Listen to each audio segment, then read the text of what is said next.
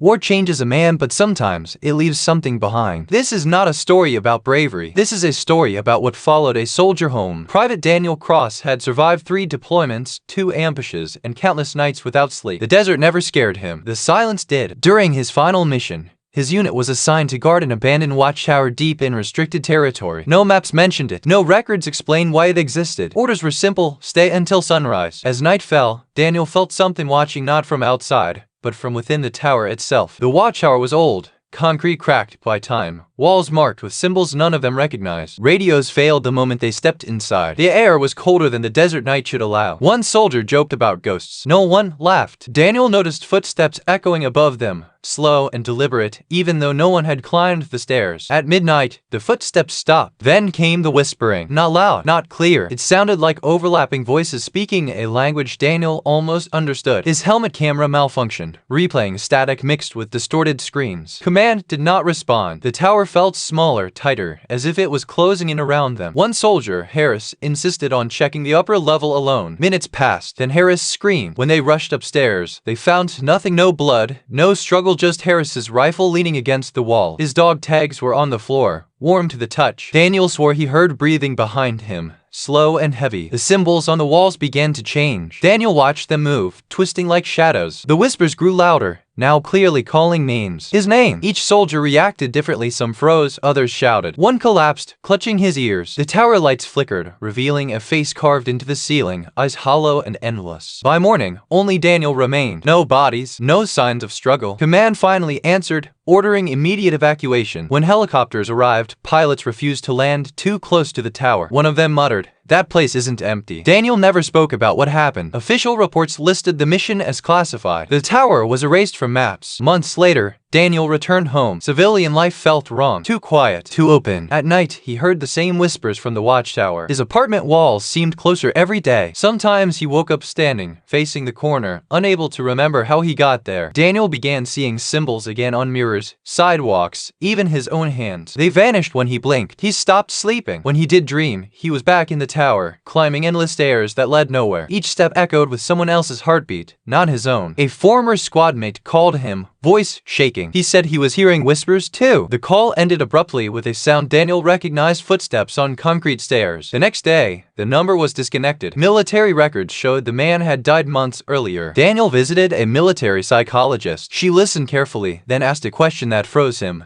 Did the tower follow you? Or did you bring something back? She showed him files, other soldiers from different wars, different countries, all reporting the same tower, same symbols, same whispers. According to the files, the watchtower was not a building. It was a place where fear gathered, a structure formed by conflict itself. Soldiers didn't guard it, they fed it. Daniel felt sick. Every nightmare, every memory was keeping it alive. The whispers grew stronger, urging Daniel to return, not to the desert, but to isolation. Abandoned places, empty buildings. He resisted until one night he found himself standing inside an old factory, symbols covering the walls. The air was cold. The silence was familiar. Footsteps echoed above him. Daniel knew what was coming. He raised his weapon, hands shaking. The whispers stopped. For the first time, the silence spoke louder than sound. A shadow moved across the ceiling, stretching unnaturally, as if the tower itself had found a new home. Daniel understood then. The tower didn't need the desert. It needed a witness, a survivor, someone who remembered. The more he fought it, the stronger it became. The walls closed in. Symbols burned into his vision. He screamed not in fear, but in anger. He fired into the darkness. The sound echoed endlessly. The shadow recoiled, whispering his name one last time. When police arrived, they found Daniel alone, sitting against the wall. No symbols, no shadows, just silence. Daniel was discharged permanently, diagnosed with severe psychological trauma, but the whispers were gone. For years, he lived quietly, avoiding isolation, surrounding himself with noise and people. He believed it was over. Then a news report aired. A new military base under construction had uncovered an old concrete structure, a watchtower, unmarked, unexplained. Daniel turned off the TV, heart racing. His phone buzzed with an unknown number. The message contained a single image, symbols on concrete, and beneath it, one sentence: "We stayed until sunrise. Now it's your turn." Some wars never end, some missions are never over, and some towers are still waiting.